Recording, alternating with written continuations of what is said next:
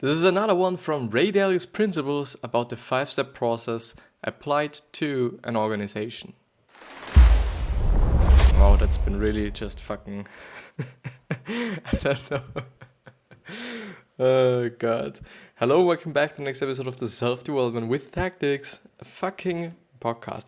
I don't know, I should probably not swear that much, I always see that people are kind of covering all their fucking swear words on YouTube and whatsoever. I don't know if there's something like just, some intellectual reason behind this, besides the whole fact that I kind of think like it's more funny if you're just somehow covering it. Somehow, I do not know why, but I somehow feel like this. But yeah, I still just see that my fucking closet is open.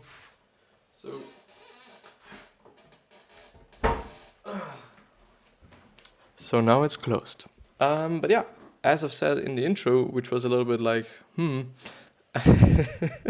we are going ahead with the Ray Dalio's Principles summary, which I guess we are going to finish maybe tomorrow even. It always depends on how far I can get, also how long I make the episode and whatsoever. But fucking yeah. I hope, it is there. Fuck yeah. So we're going ahead with the 5-step process applied to organizations. So the 5-step process is actually something that Ray Dalio pointed out in the very top of the whole summary, because it is actually a pretty great and a pretty interesting and valuable point. This is only applied to organizations, as like the title already says. But yeah, I guess it's gonna be just pretty interesting. I do expect that there are some things that are completely similar or quite the same as in the personal quote-unquote section, because as you know, this book is actually composed or chaptered into a few kind of parts. One of them is actually the organization part or the work part. Another one is the life and or personal life part, which basically means, okay, these principles apply to your personal life and the principles applied to your professional life or your organization in this case, actually. So, let's move on. I actually really have to use more of these effects that I've already just have into my software. Because I would really like to edit the videos somehow, but it's just taking me so much time. And I do not know if it is actually necessary. It would be just great if I remember to kind of do it more often while I am in the video.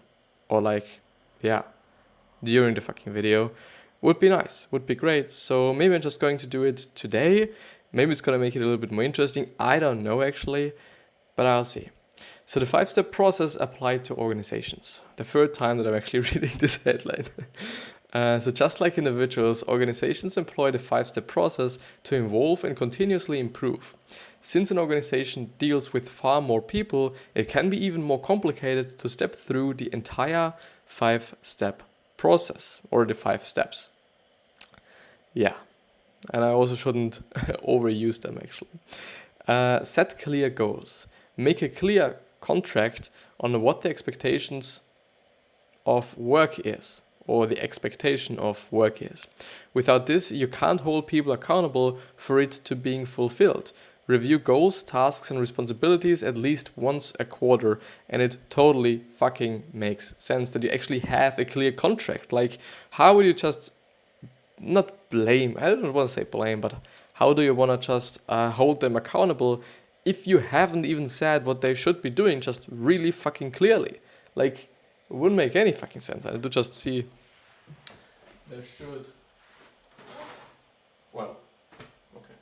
I thought, because I do just have this thing that I do not know what it is actually called, I thought I just should pull it up a little bit so that I get more light into the room, but I don't. I really don't get much more light into my room than right now. By the way, I really think that the video quality is just way, way, way better if the fucking just sun is shining. Like, if I'm just recording during the day and whatsoever, the quality is so much more better. It really fucking is. But fucking yeah. So I think it totally makes sense that you have a clear contract and that all the employees clearly just know what they should be doing.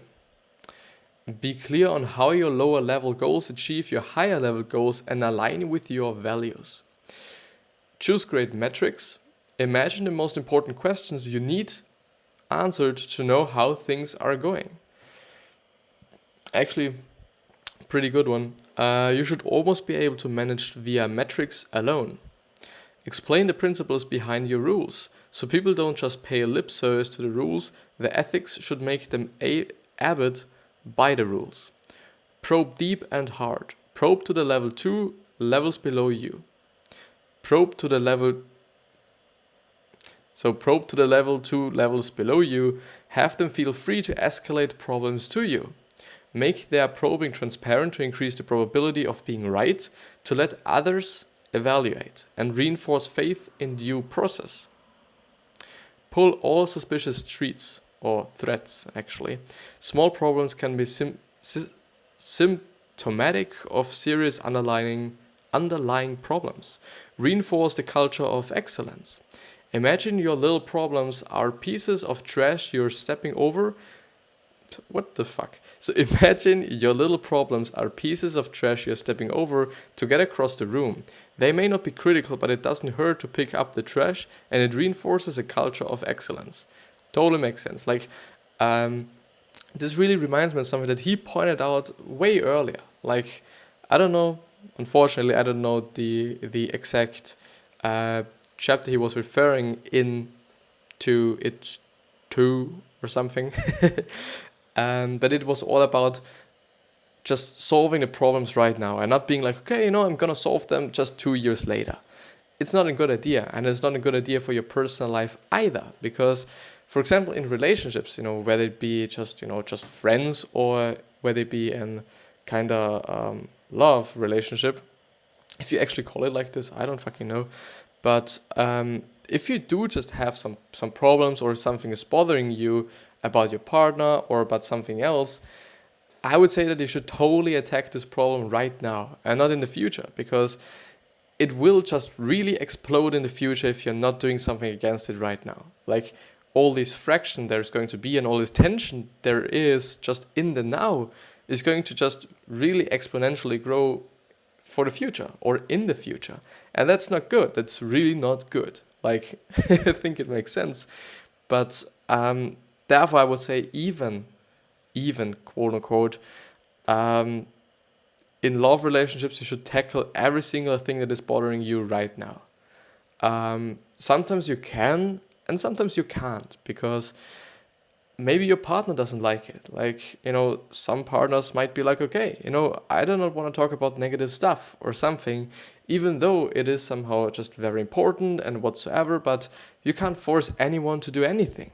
And this is then a little bit of a problem. Like, it totally, at least at my point of view, just makes sense that you're tackling all the problems right now, because they will totally explode in the future.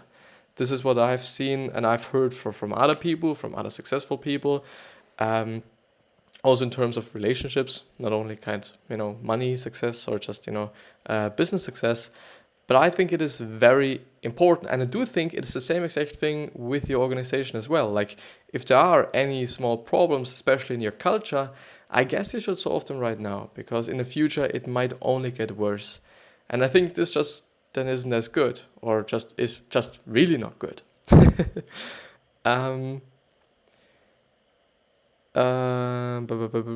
Delio asks reports to write a 10 to 15 minute report on what they did that day, issues and reflections, which also makes sense, I guess, and which also makes sense in your personal life to just monitor, I think, everything a little bit more, like just to see, okay, where are the problems, where are things that are running really, really smoothly, so that it can basically be like, okay, there are things that are running just extremely smoothly.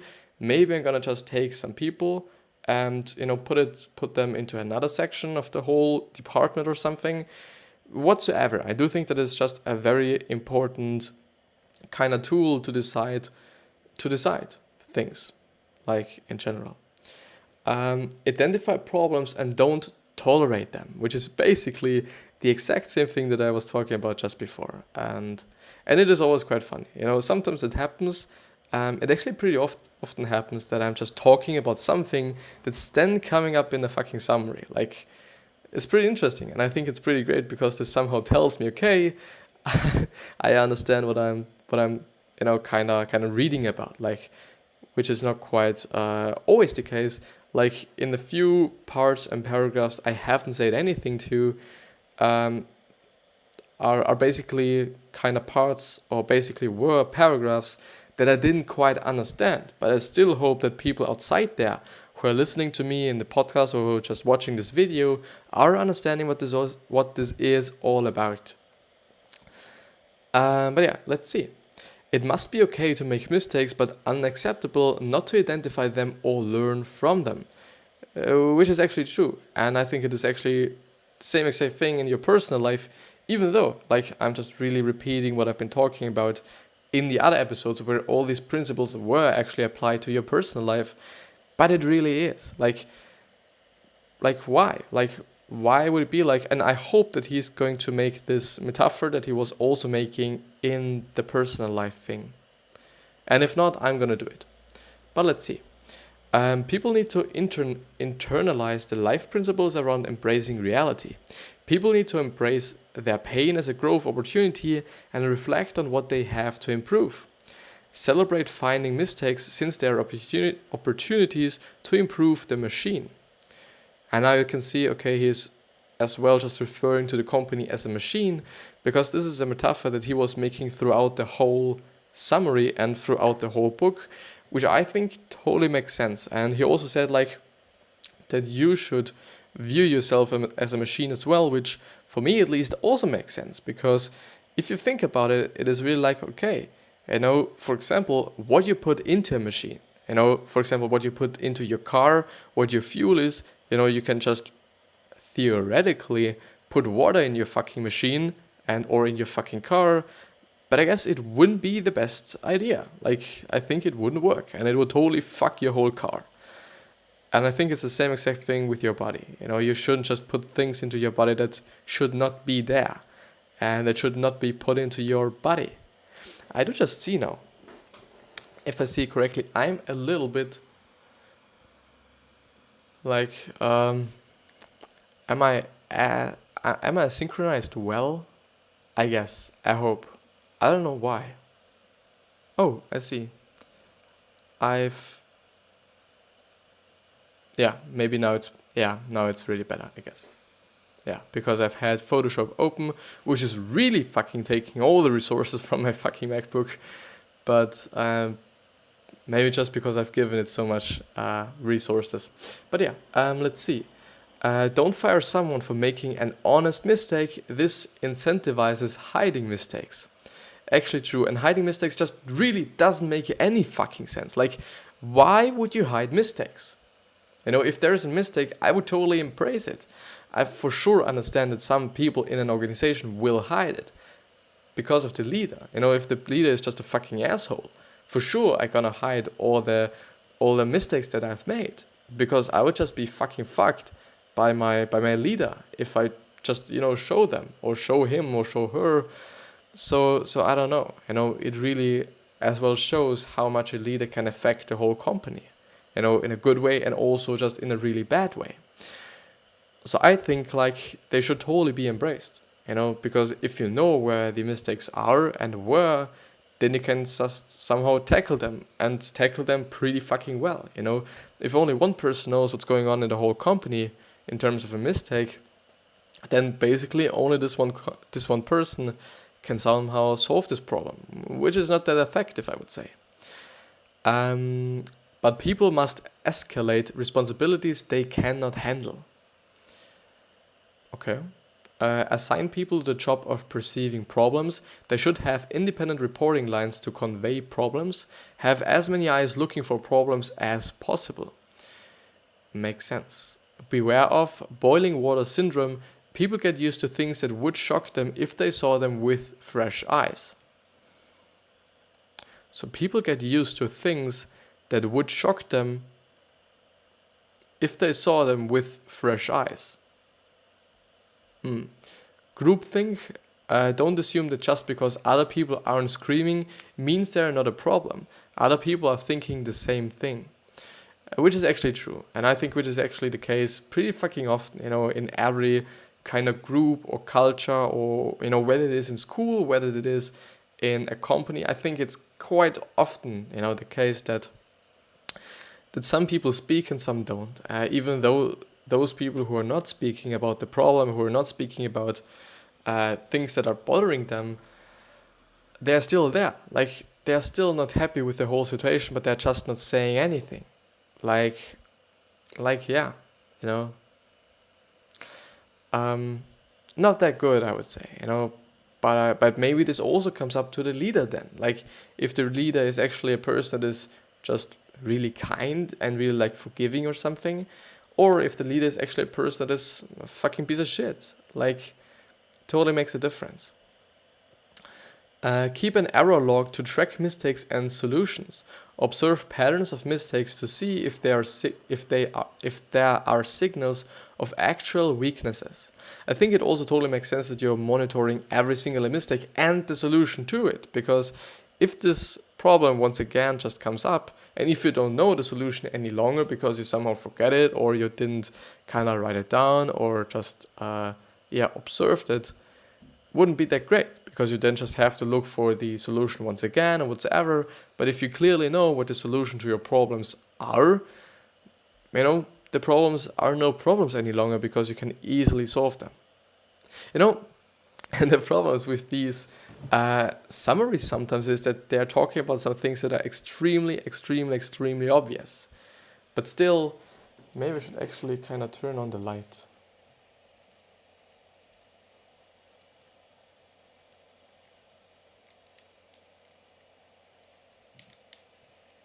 Does this make anything better?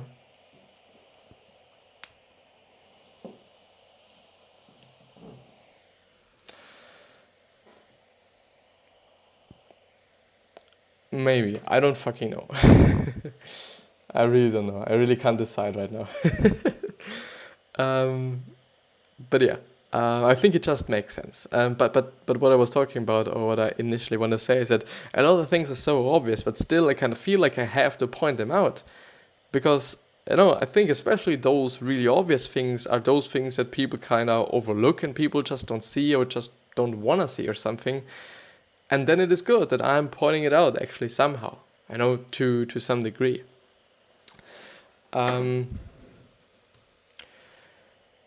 Be very specific about problems. Don't use we and they. Don't generalize, don't use we and they. Because not everyone has the problem, like some of them have the problem.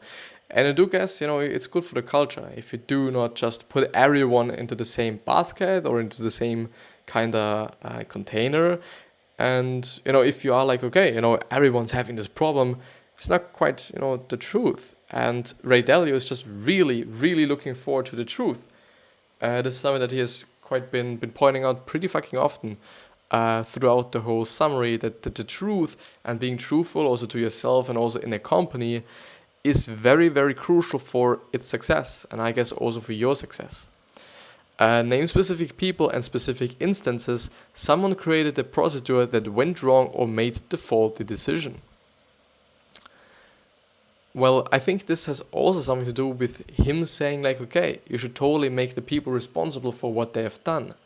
And if you're like, okay, they just fucked everything up, the one singular person that actually fucked up is going to be like, a little bit happy, I guess, because he seems not to be the only one that fucked everything up.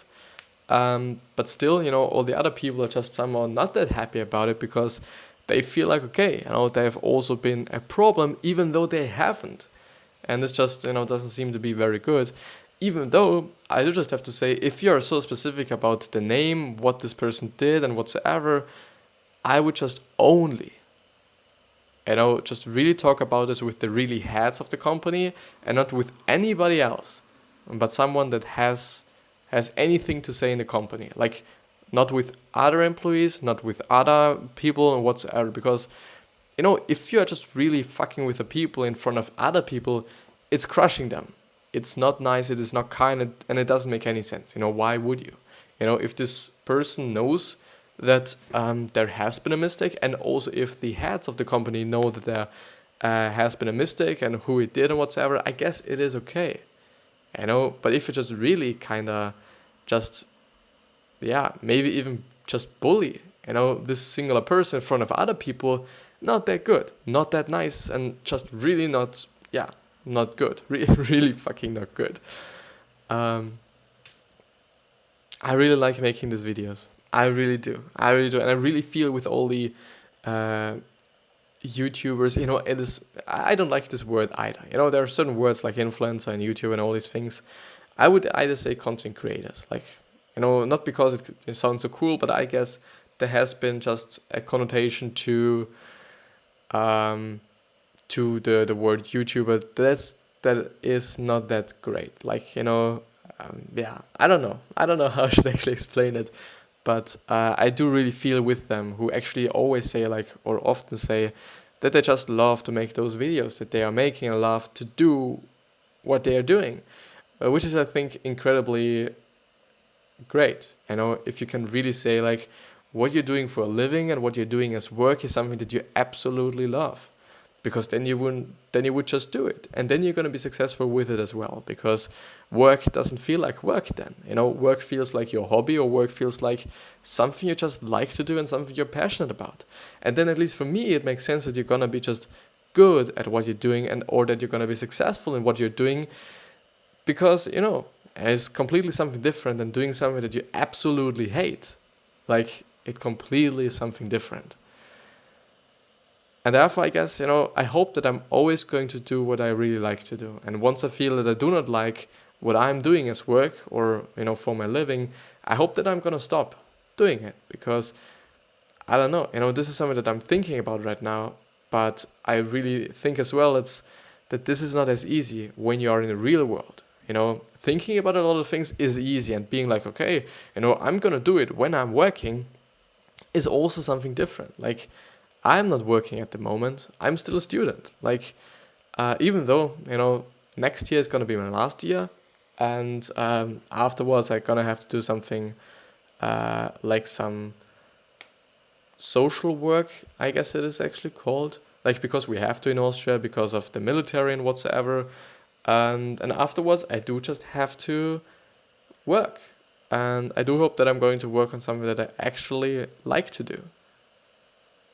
And when I'm not liking it, I really hope that I'm not going to work any longer at this certain place if it is about the people, or in this certain area if it is about the thing that I'm doing. But I don't know. I'm really gonna see. Should I? Yes, I should. Diagnose problems to find root causes. A common mistake is to deal with problems as one-offs rather than diagnosing problems with the machine. Get to the level of what it is about people that led to bad outcomes. Root causes are described in adjectives and not words. Verbs. Sorry. Careless, not well trained, has low bandwidth versus forgot to write reminder.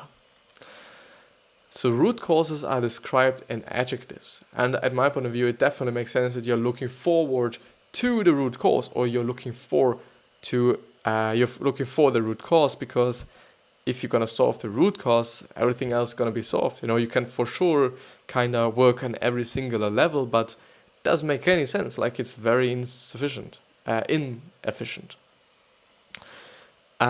Questions to ask checklist. Is the outcome good or bad?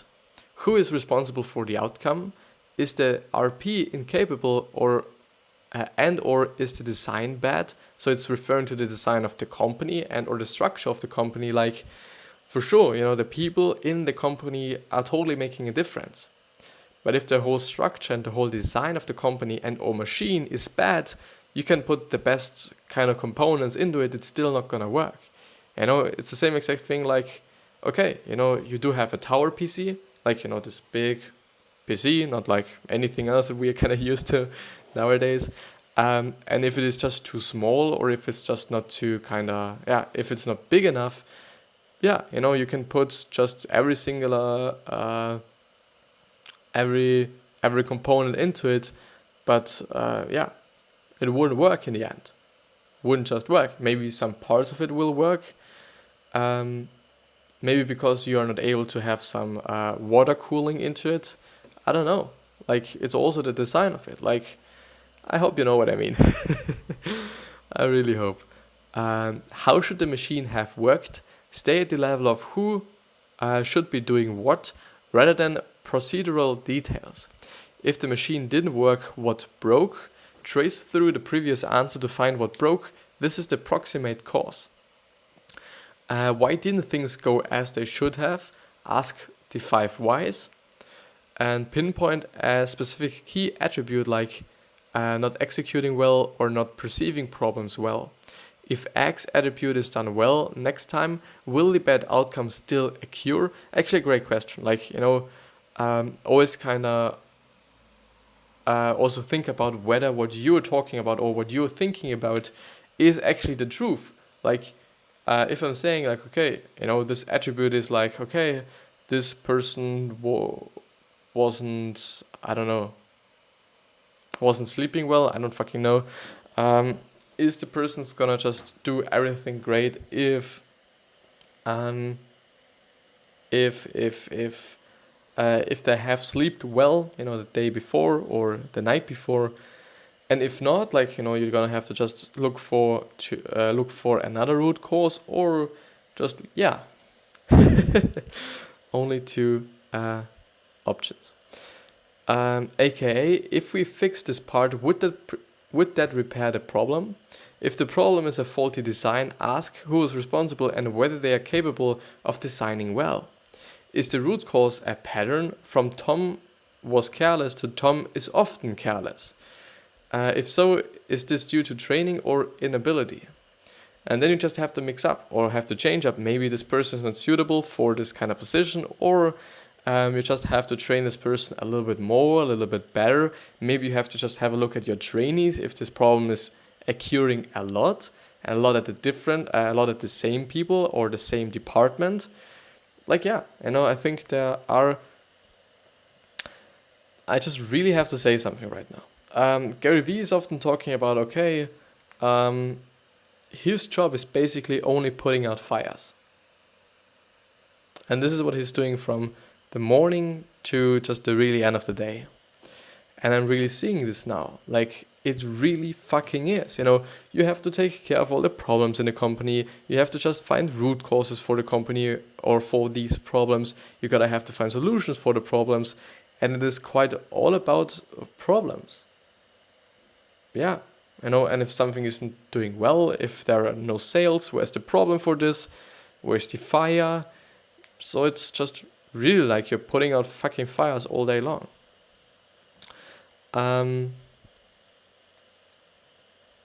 How should the people machines evolve as a result? Who should do what differently? Do responsibilities need to be clarified? Do machine designs need to be reworked? And do people's fit need to be re-evaluated? Stay calm and rational, or you can see it. Avoid Monday morning, quarterbacking. Don't evaluate a decision knowing what you know now. Understand the context, which actually makes sense. Like, if you re-evaluate a fucking question or fucking decision, don't do it right now. Like, you don't know more just the moments before. Understand the context the person was in. Was this decision a quality person?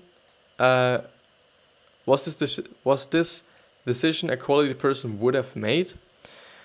Common manager root causes. They are too distant. They have problems receiving bad quality. They have gotten accustomed to how bad things are. They can't admit they are unable to solve their own problems, and they fear adverse consequences from admitting failure. And the last one is go back before going forward, reflect on how the machine was working up until now, tell the story of how we got here. Actually makes sense. Like, everything that he was pointing out there, I'm very sorry that I haven't been just really kind of going into every single one of them. But I know it's really going into the phase of the recording where I just really feel like I should stop. I should stop. But yeah, I hope you're doing well. I really hope you do. I hope this episode was somehow enjoyable, somehow valuable to you. And yeah, I wish you the best health, wealth, happiness, and success. And I hope that you're going to remind yourself on how you're going to be remembered, because this is totally in your hands and in nobody else's hands than yours. And you can decide. You can really decide how you're going to be remembered, whether as a good person, whether as a bad person, and whether something in between. It is totally on you.